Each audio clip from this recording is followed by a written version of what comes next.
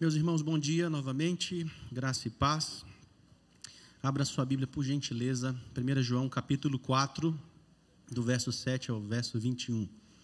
Não se preocupe, não tem nada de errado, é isso mesmo. Nós fizemos uma inversão aí por uma questão de adaptar a nossa escala de pregação. Vocês lembram que o missionário Danilo está para ir embora com a Thaís e ele prega hoje à noite. Então, nós precisamos fazer uma mudança para nos adaptar aqui. E como eu estava com o sermão preparado para pregar à noite, acabou que o sermão foi para amanhã. E o Danilo pega o Salmo 113 à noite, tá bom? Mas fique tranquilo, você não vai ter prejuízo algum com isso. Fique muito tranquilo. Quem tem vindo nos dois cultos aí, por vir à noite também, talvez já esteja aí um pouco saturado de ouvir falar sobre o mesmo tema, algumas vezes sobre o amor de Deus. Quem está vindo à noite, escuta isso todo domingo, né? Tenho certeza que vocês estão amando mais como o Senhor quer, certeza. Não é possível a gente estar escutando isso o tempo todo, não é, Sérgio? A gente tem que colocar em prática esse negócio, fazer essa teologia descer para as nossas mãos, para os nossos pés, para o nosso coração, tá? Quem está vindo de manhã e não está acompanhando a série da noite, eu me preocupo que talvez por você ouvir falar que o tema de agora pela manhã é o amor de Deus, você simplesmente feche a Bíblia e ache que você já é pós-graduado nesse negócio de amar. Eu quero dizer para você que você não é muito bom em amar, nem eu. Então, é super útil a gente repetir essa mensagem. O apóstolo João está aqui fazendo isso nessa carta, para quem não tem vindo à noite, já a terceira vez. Quem tem vindo de manhã à noite vai perceber que esse texto, inclusive, já parece com muitos outros textos que já foram pregados.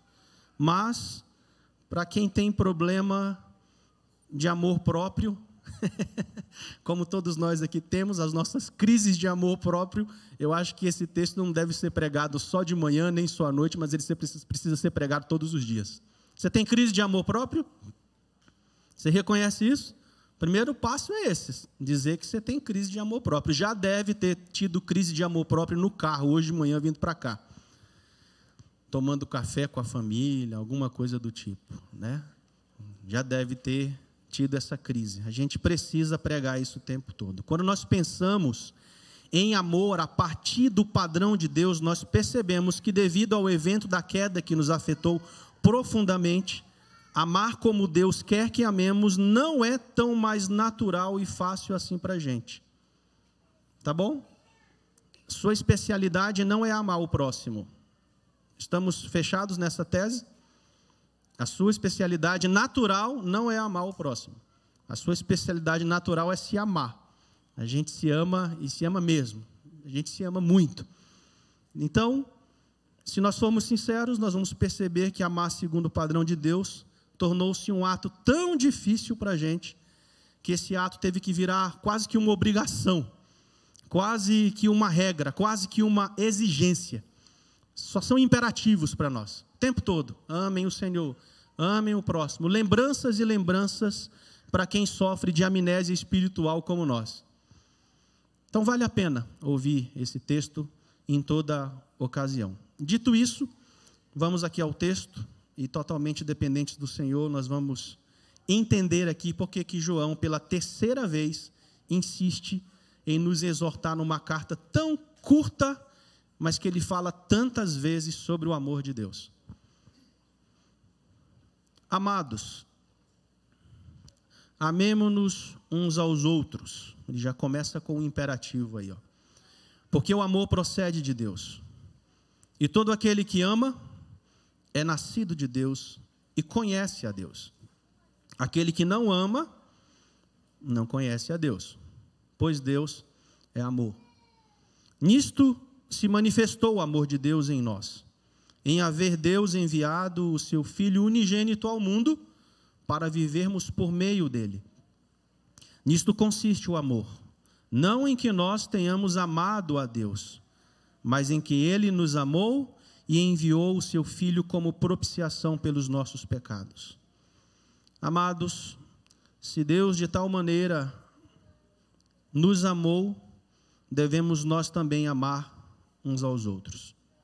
Ninguém jamais viu a Deus. Se amarmos uns aos outros, Deus permanece em nós e o seu amor é em nós aperfeiçoado. Graças a Deus por isso. Essa reunião aqui é um milagre de amor, sabia? Sabia?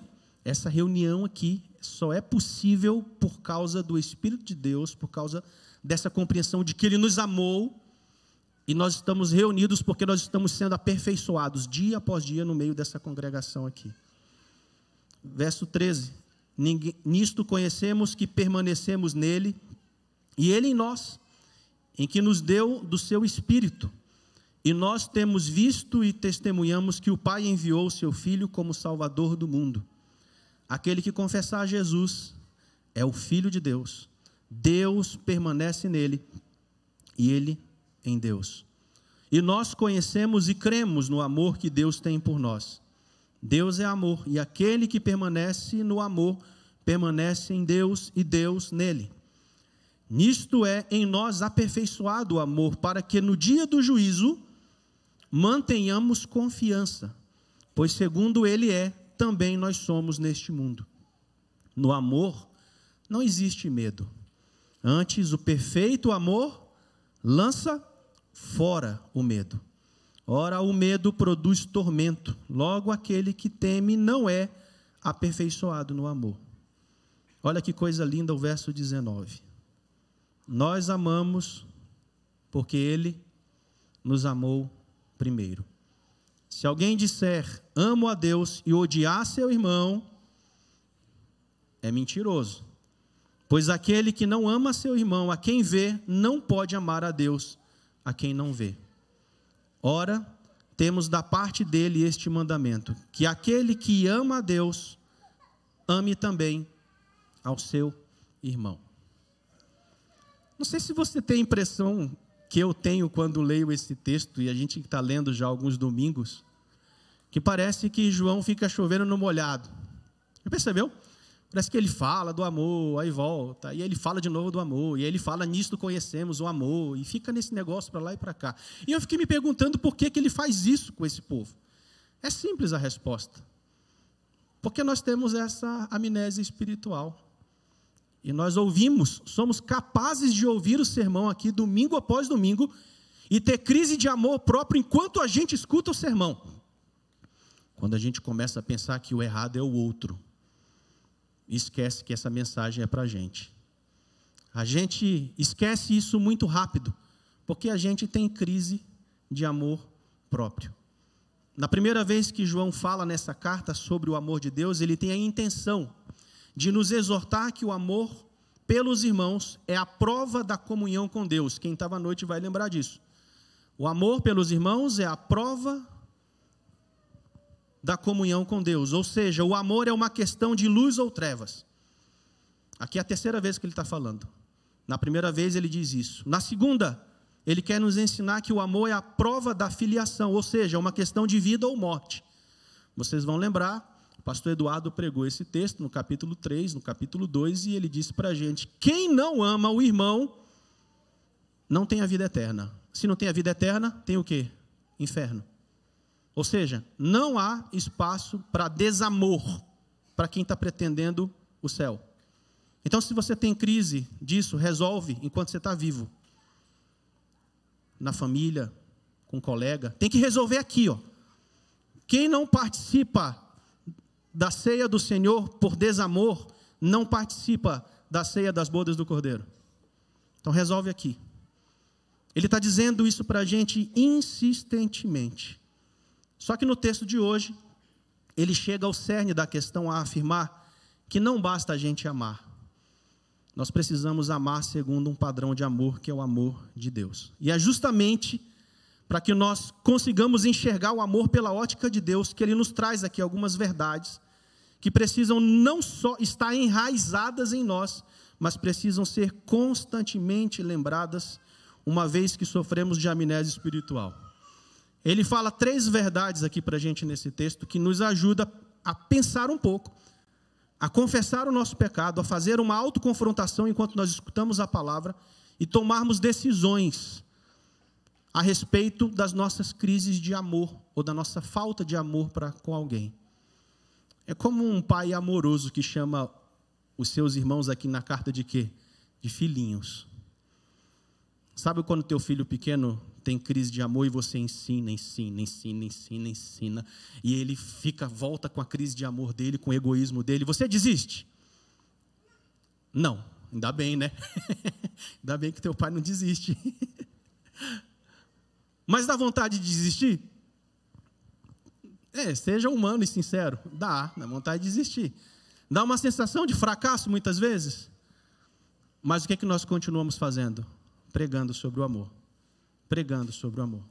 Por isso que eu disse para o Léo e para a Viviane aqui que a luta deles tem 2 adjetivos. É dura e é longa. São os 2. É dura e é longa. Primeira verdade que nos protege aqui contra a tendência de vivermos o amor fora do padrão de Deus é a gente lembrar, a gente escrever essa tese, talvez no espelho do nosso quarto, na entrada da nossa casa, em algum lugar que a gente possa olhar para ela todos os dias e lembrar que o amor padrão nasce na fonte que é Deus. Você não pode esquecer disso. Toda vez que você buscar inspiração para amar, não busque inspiração a partir de você mesmo. Você vai fazer besteira. Você vai amar de forma desmedida. Diz o verso 1, amados, amemo-nos uns aos outros, porque o amor procede de Deus. João está dizendo, em outras palavras, que só é possível cumprir a decisão de amar genuinamente o próximo, se houver o entendimento de que isso é fruto da ação de Deus em nós e através de nós. Ou seja, por mais que nós tenhamos atos de amor no nosso dia a dia, uns para com os outros, esses atos só serão genuinamente validados por Deus, se o ser humano entender que a genuína predisposição de amar vem de Deus. Talvez você entre em crise com isso. Já é crise de amor próprio, se você está entrando em crise com essa definição. Tá? Não tem como a gente amar genuinamente a partir de nós mesmos. Talvez você esteja pensando, mas eu faço isso por fulano, eu faço aquilo por ciclano. Legal, continue fazendo. Mas se você fez isso na expectativa que você produziu amor genuíno por você mesmo, infelizmente você não entendeu esse texto aqui, e você vai ficar dando voltas e voltas, tentando encontrar amor a partir de você mesmo. Vai cansar. Vai cansar. Vai cansar com o esposo, vai cansar com a esposa, vai cansar com os filhos, vai cansar com o teu chefe, vai cansar com o teu parente, que é difícil. Vai cansar. Se você buscar inspiração para amar a partir de você mesmo, você vai cansar. Você vai desistir. E uma vez que o mérito é nosso, em algum momento lá no fundo nós vamos perceber que quando a gente entende que o amor vem da gente, que a gente tem essa predisposição, o que a gente quer por trás disso aí é reconhecimento, é devolução, é atenção, é o sentimento de que eu cumpri a boa ação do dia. Já fizeram isso? Já cumpri a boa ação do dia, como se isso tivesse vindo de você mesmo. E que se eu fiz por alguém, alguém também fará por mim. Cuidado com isso. Cuidado. Eu fiz por alguém, alguém vai fazer por mim. Cuidado com isso. Você pode se decepcionar com isso. Com essa troca. Não tente criar um padrão de amor a partir de você mesmo. Você vai lembrar que a primeira vez que isso aconteceu na história da humanidade, lá no Éden, o final foi o quê? Desastroso. E até hoje a gente sofre as consequências disso. Talvez você esteja pensando, como é que teve crise de amor lá no Éden? Rápido eu te explico. A serpente fez com que Adão e Eva, quando sugeriu que Deus não era tão amoroso com eles, e por isso criou uma outra versão do amor. A serpente seduziu Adão e Eva e disse assim para eles, como que esse Deus ama vocês, se na entrada do jardim do Éden está escrito, sem diversão? Parece com alguma coisa próxima da gente? No final disso, acreditar nessa versão que existia outra fonte do amor, outra forma de ser beneficiado pelo amor, trouxe problemas para nós até hoje. Como se não bastasse, a serpente, que é caracterizada como sagaz, após Adão e Eva acreditarem nessa versão nova do amor, eles pecaram e a serpente sagaz não parou por aí. ela deu uma picada final neles, que disse que agora mesmo que Deus não os amaria. E tenta escravizá-los nessa cultura da culpa, da vergonha e do medo. E é por isso que o texto diz que o amor verdadeiro lança fora o medo. Se nós não disciplinarmos diariamente o nosso coração a enxergar o amor a partir do padrão de Deus, eu e você facilmente nos veremos seduzidos pelas várias versões de amor da serpente. Acho isso muito pesado. Quem diz isso é o Welsh, no seu livro Sacerdócio Real. Ele diz que a gente entra pelas versões de amor da serpente. Sabe o que é a versão de amor da serpente? É quando parece um amor que não vem da fonte que é Deus e que não tem características do amor de Deus. Vou citar alguns para você aqui. Amor interesseiro. Conhece assim? Amor interesseiro? Alguém já fez isso com você? Você já fez isso com alguém? O amor que troca favores. Vou fazer se eu tiver devolução. O amor que não corrige por ter medo de perder alguém ou algo. Está cheio de gente que não corrige filho por medo de perder alguém ou algo. Já perdeu. Já perdeu. Se não corrige, como Deus corrige aquele quem ama, você já perdeu o seu filho. O outro tipo de amor, que tem cara de amor da serpente, é o amor sem sacrifícios. É o amor que não corrige por ter medo de perder alguém ou algo. É o amor das músicas sertanejas. Já escutaram música sertaneja?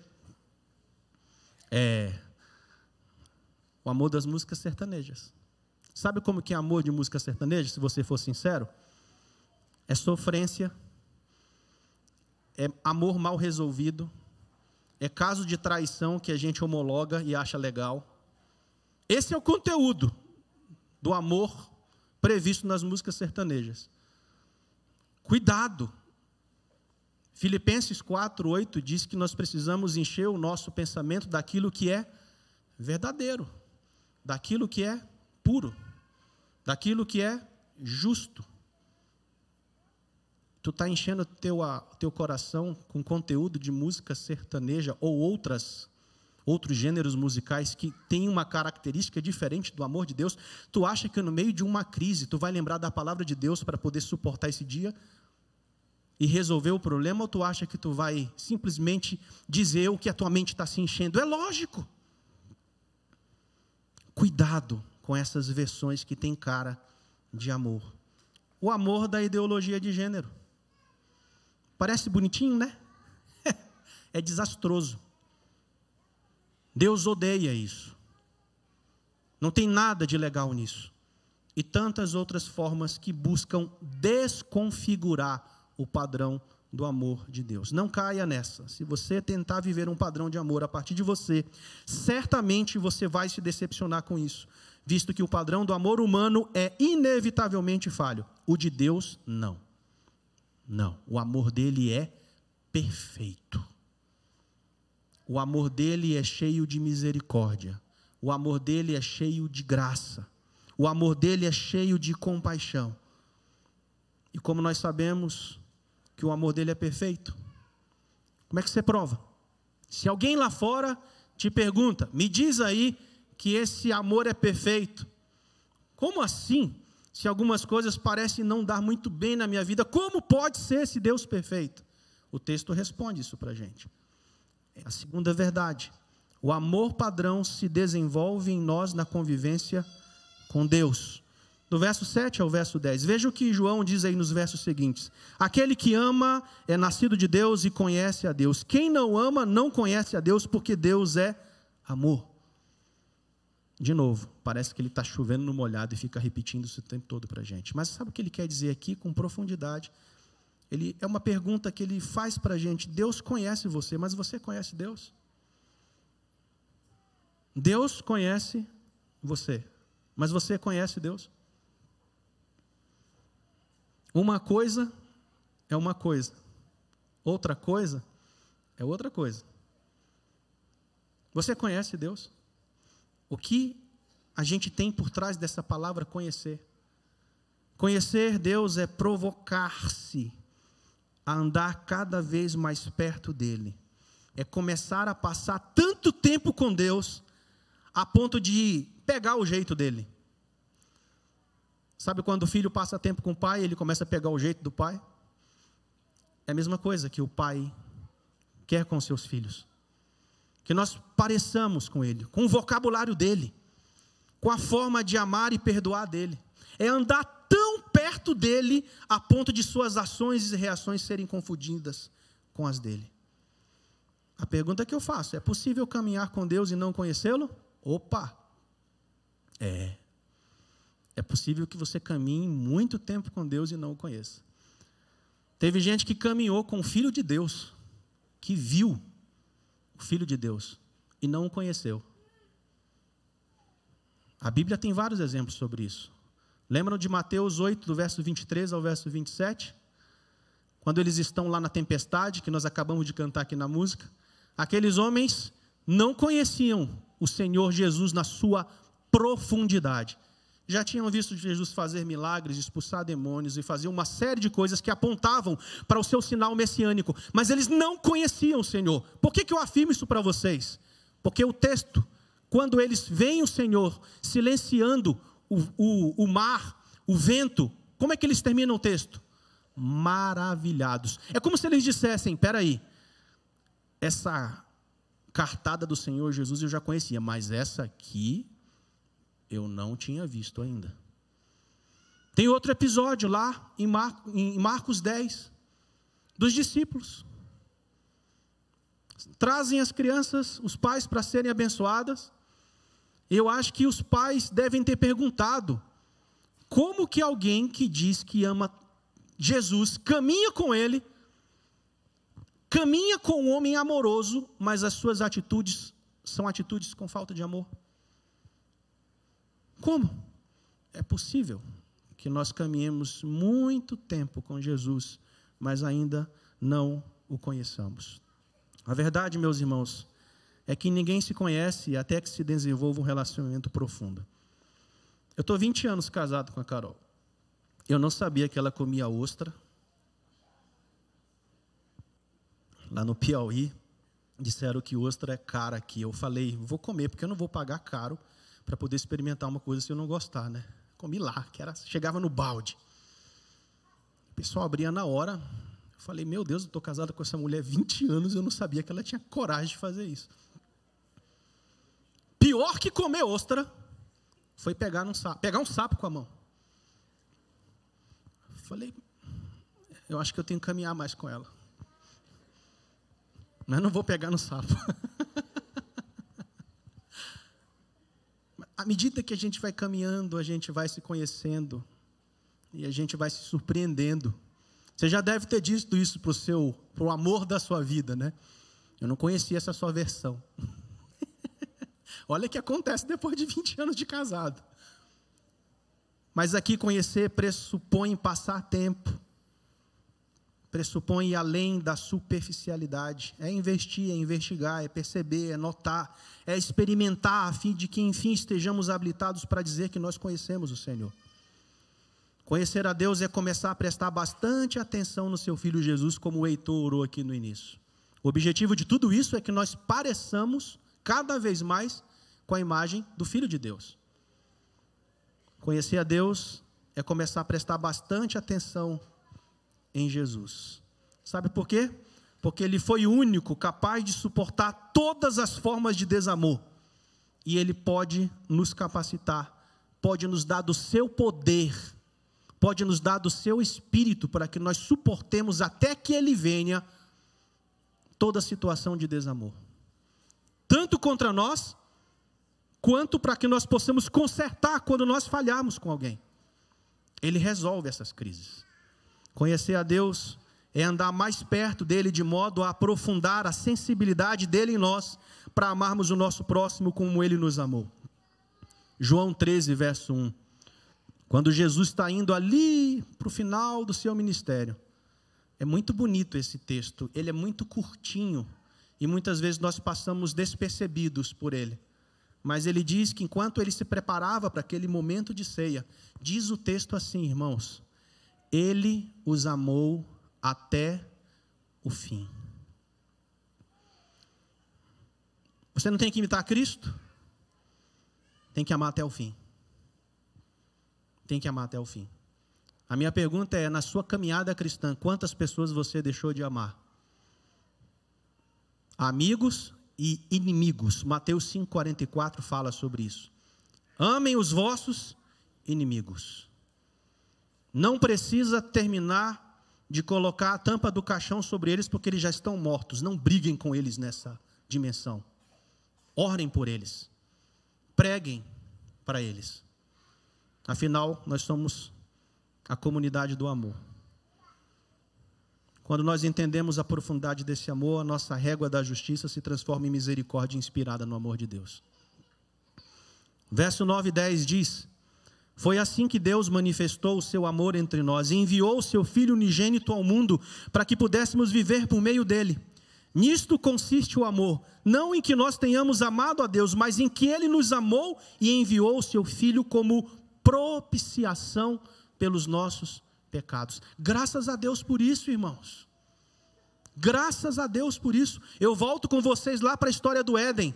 A história poderia ter terminado com a picada final da serpente, acusando Adão e Eva para o resto de suas vidas de que eles não poderiam mais nunca serem perdoados por Deus. Poderia ter acabado aí a história. Mas Deus, sendo rico em misericórdia, por causa do grande amor com que Ele nos amou, estando nós mortos em nossos delitos, Ele nos deu vida juntamente com Cristo. O mesmo Deus que olhou para nós e disse: eu vou sofrer o prejuízo para que vocês tenham vida. E assim eu vou mostrar para vocês que, embora vocês tenham acreditado numa outra versão do amor, eu agora vou lhes mostrar um amor que vocês jamais conheceram. Porque aonde abundou o pecado, superabundou a graça. Acreditem, Ele continua fazendo isso até hoje com a gente, para que nós continuemos fazendo isso com os outros. Vou citar de novo o Paul Tripp. Acho que quase toda a mensagem eu cito esse cidadão. Leia a Bíblia, depois o livro do Paul Tripp, chamado Instrumentos nas Mãos do Redentor. Ele diz assim: se vocês vão decidir amar os outros, estão decididos? Vamos sair daqui hoje decidido fazer isso? Vocês precisam primeiro se vestir de Cristo. Senão você não consegue fazer isso. Amar o próximo é se posicionar como o exemplo, a evidência e a encarnação do nosso magnífico Redentor. Por último, para a gente não esquecer, ele também repete: o amor padrão, ele é evidenciado através do Espírito de Deus em nós e através de nós. Olha o que ele diz do verso 11 para frente: amados, visto que Deus assim nos amou, nós também devemos amar uns aos outros. Ninguém jamais viu a Deus. Se nos amarmos uns aos outros, Deus permanece em nós e o seu amor está aperfeiçoado em nós. Verso 13: sabemos que permanecemos nele e ele em nós, porque ele nos deu o seu Espírito. Ou seja, se não houver a manifestação do amor de Deus nas nossas relações interpessoais, de modo que na caminhada cristã você tem se tornado mais misericordioso, mais perdoador, tem alguma coisa errada com aquilo que você chama ter o Espírito. Isso é sério, gente. Não é à toa que João fala sobre juízo nesse texto. Ele está sendo enfático aqui para a gente. Se você não tiver a manifestação do amor de Deus nas suas relações interpessoais, repense. Ser aperfeiçoado aqui era ter a capacidade de olhar no tempo e fazer uma autoanálise, a ponto de perceber se na sua caminhada cristã você tem se tornado mais misericordioso ou implacável.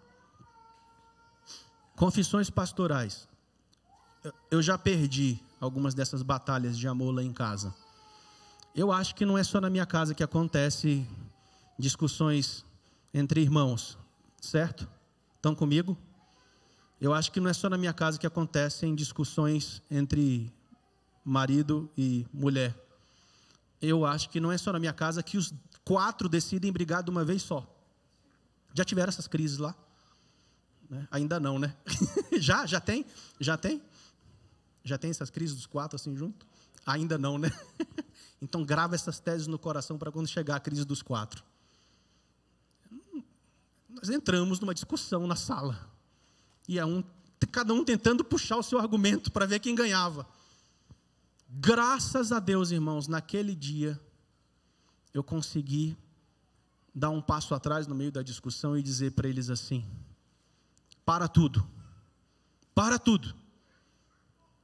Para tudo porque nós temos o Espírito. Para tudo porque nós somos crentes em Jesus.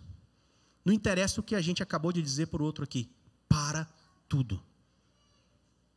1 João 9 diz que se a gente parar aqui agora, e a gente confessar os nossos pecados, aqui agora, um para o outro, Ele é fiel e justo para perdoar os nossos pecados e nos purificar de toda injustiça.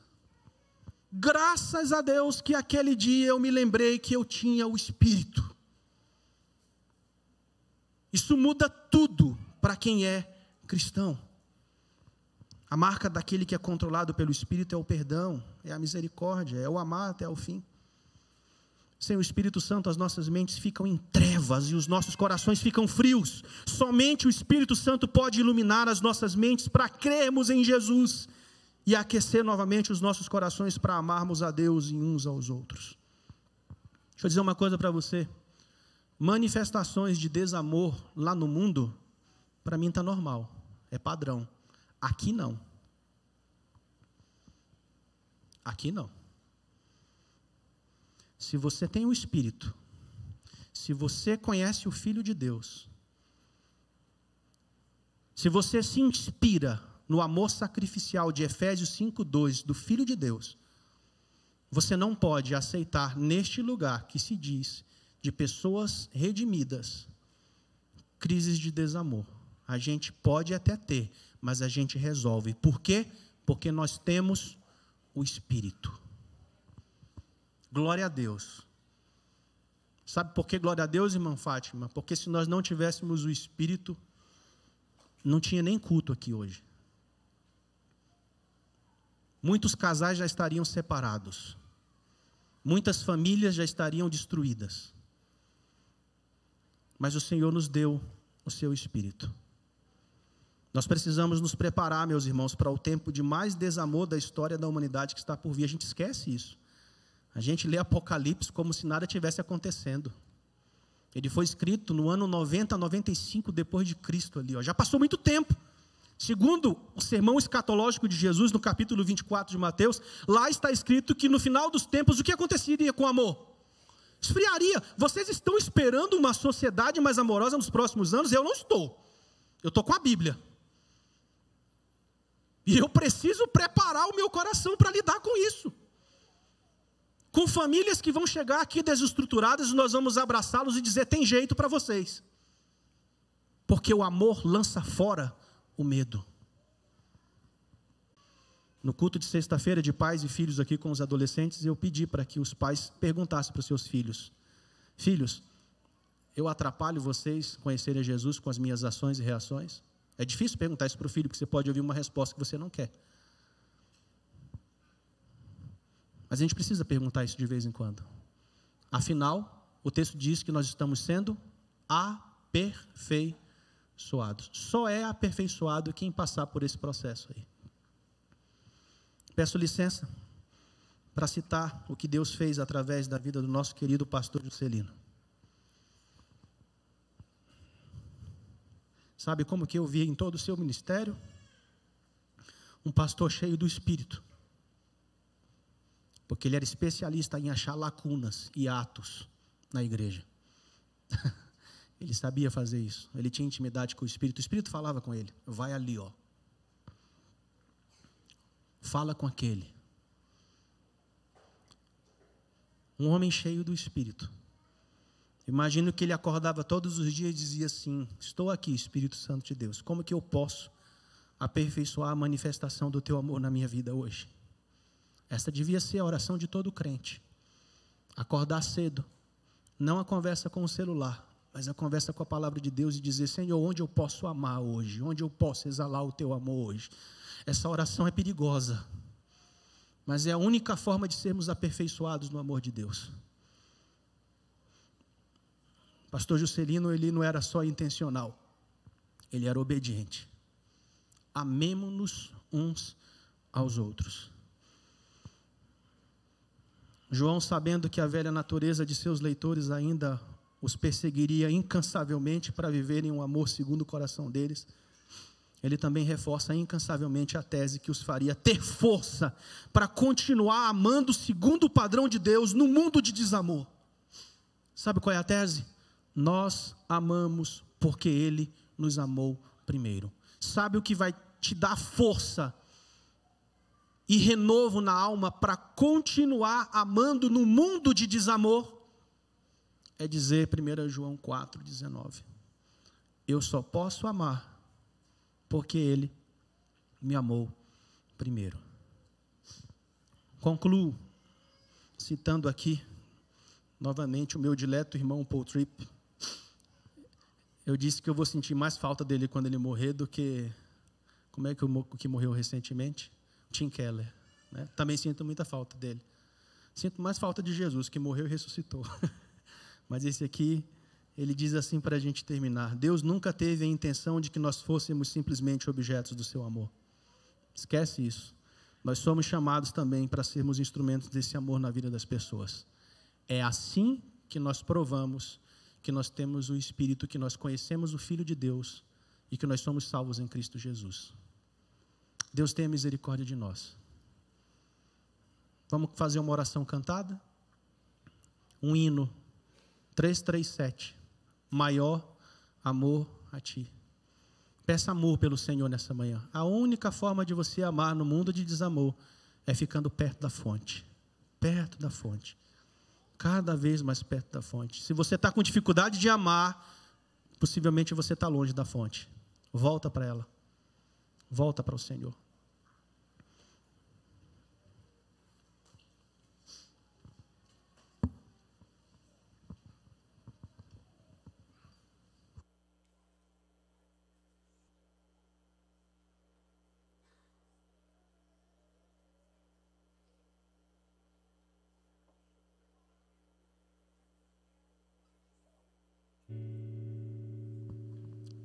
Vamos lá? Maior amor a ti, maior amor, almejo ter aqui, meu Salvador. Eis minha petição, põe neste coração, maior amor a ti, Senhor. Não sei se você percebeu, mas você não pediu inicialmente amor pelo próximo. Você pediu amor pelo Senhor. Se pedir para Ele, o outro acontece. Segunda estrofe. Em vão aqui busquei descanso e paz. Em ti amor achei que satisfaz. A ti vou recorrer, pois quero agora ter maior amor a ti, Senhor. Vamos fazer a última em pé? No fim do meu viver,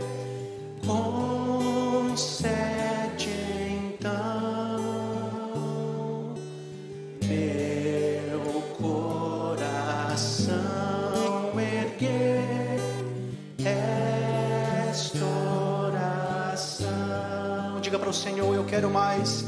Eu quero mais te amar, ó Cristo, e consagrar